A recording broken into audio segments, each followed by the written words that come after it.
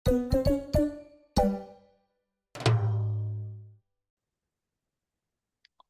Assalamualaikum warahmatullahi wabarakatuh.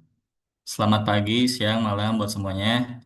Di kesempatan kali ini, kami akan mempresentasikan hasil review jurnal oleh kelompok kami yang berjudul Do Knowledge Management System Motivate and Satisfy the Academic Staff in Higher Education Institution.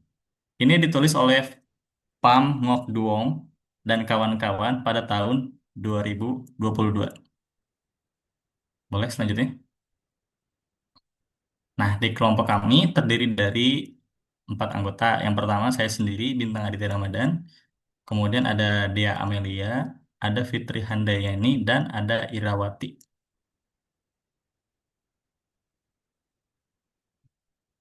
Nah, kita langsung masuk ke pembahasan.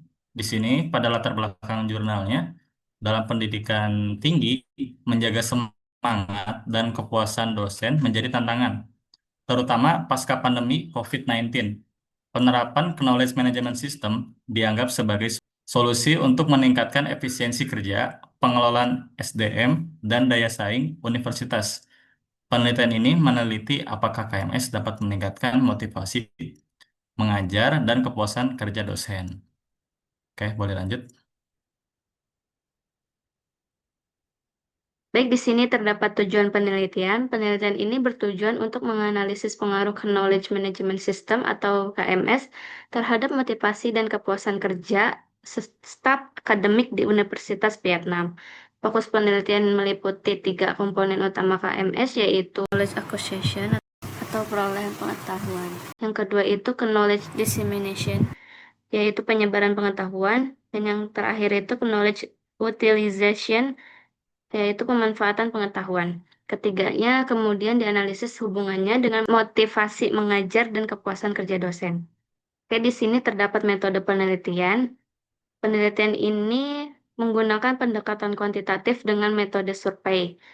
Sebanyak 381 dosen berpartisipasi dan 328 data dinyatakan valid untuk dianalisis.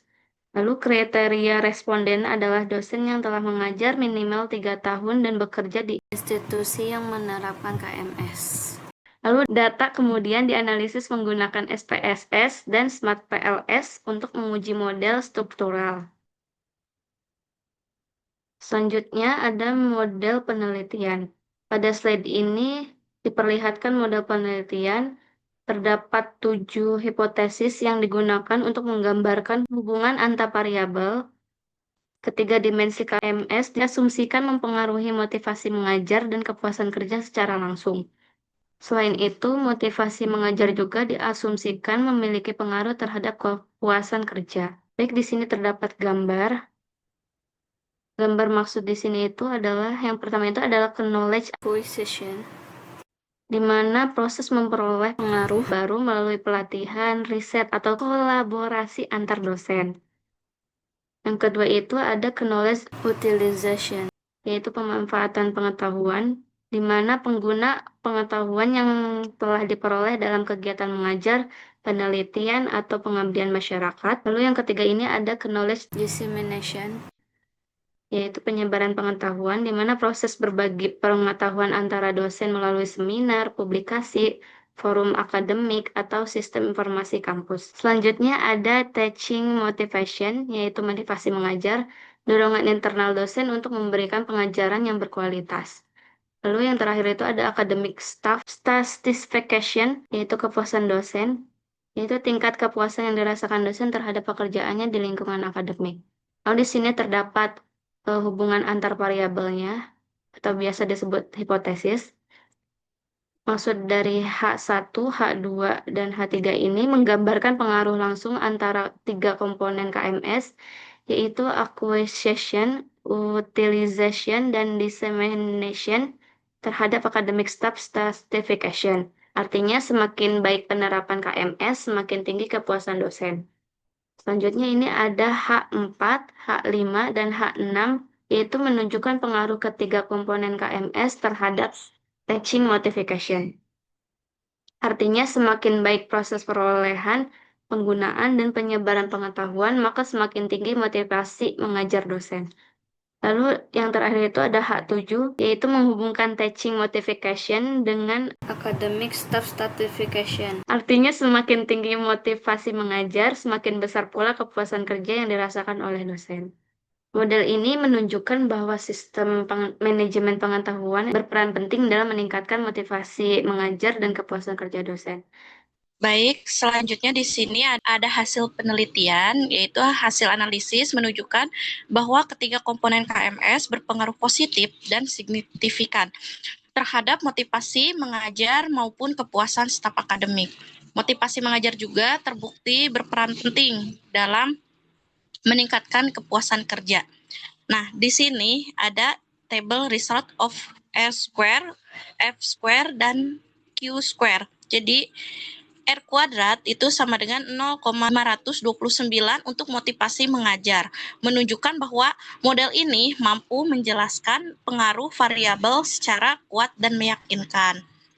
Jadi, hasil penelitian menunjukkan bahwa ketiga komponen KMS yaitu acquisition, dissemination, dan utilization memiliki pengaruh positif dan signifikan terhadap motivasi mengajar dan kepuasan kerja staf akademik. Motivasi mengajar juga terbukti meningkatkan kepuasan kerja. Jadi nilai R square yang cukup tinggi menunjukkan bahwa model ini mampu menjelaskan hubungan antar variabel dengan kuat. Next.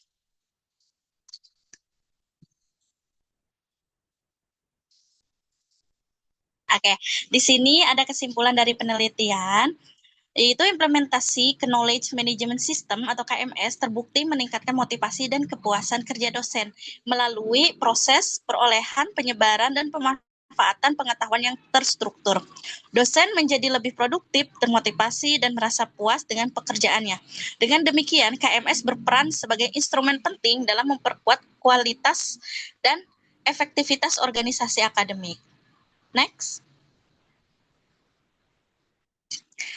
Oke, nah di sini ada analisis dan tinjauan kritis. Nah, di sini ada kekuatan penelitian dan kelemahannya.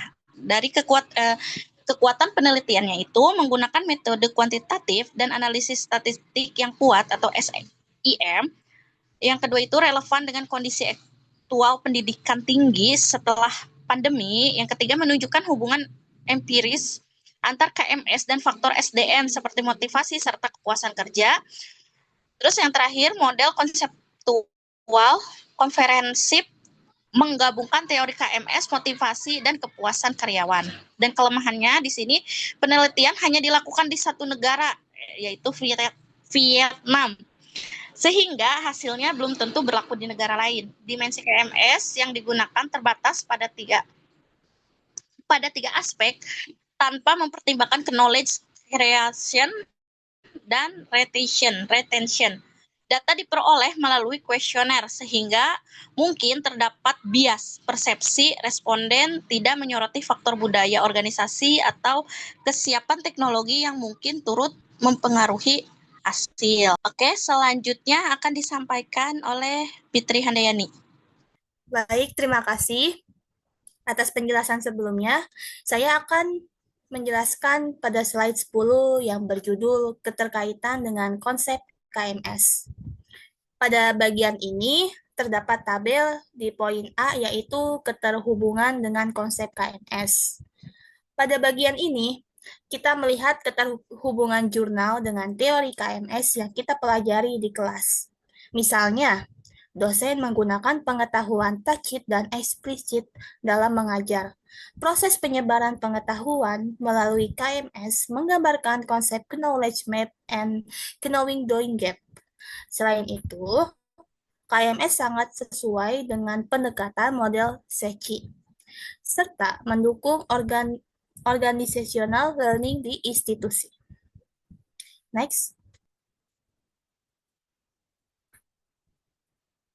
Untuk penerapan di dalam dunia nyata, yaitu dalam dunia nyata, KMS dapat diterapkan melalui Digital Repository, e-Library, LMS, and Portal Reset, yang membantu dosen berbagi pengetahuan.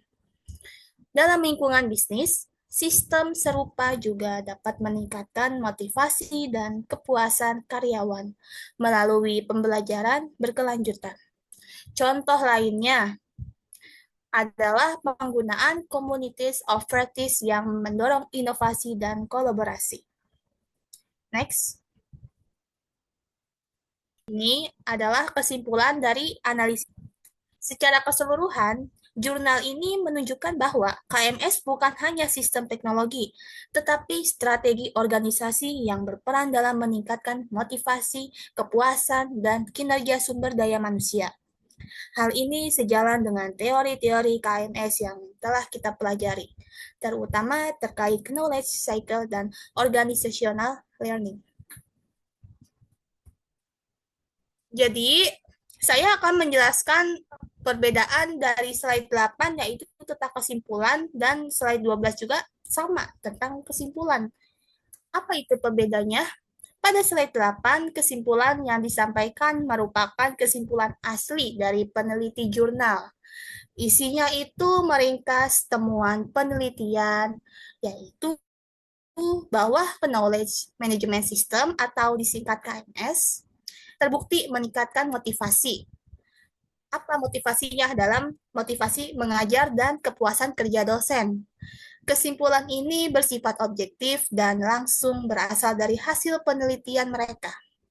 Sementara itu, pada slide 12, kesimpulan yang kami tampilkan adalah kesimpulan versi kelompok kami sendiri. Pada bagian ini, kami menghubungkan hasil penelitian dengan materi yang telah dipelajari di kelas, seperti knowledge cycle, organizational learning, and human capital development. Jadi, kalau slide 12 itu lebih menekankan bagaimana jurnal ini relevan dengan teori KMS dalam mata kuliah kami. Secara singkatnya, kalau slide 8 itu adalah kesimpulan penelitian asli, sedangkan slide 12 itu adalah kesimpulan analisis kami sebagai kelompok. Terima kasih, mohon maaf bila ada kesalahan kata dari saya dan teman-teman sekalian. Kurang lebihnya, mohon maaf. Demikian presentasi dari kelompok kami. Wassalamualaikum warahmatullahi wabarakatuh.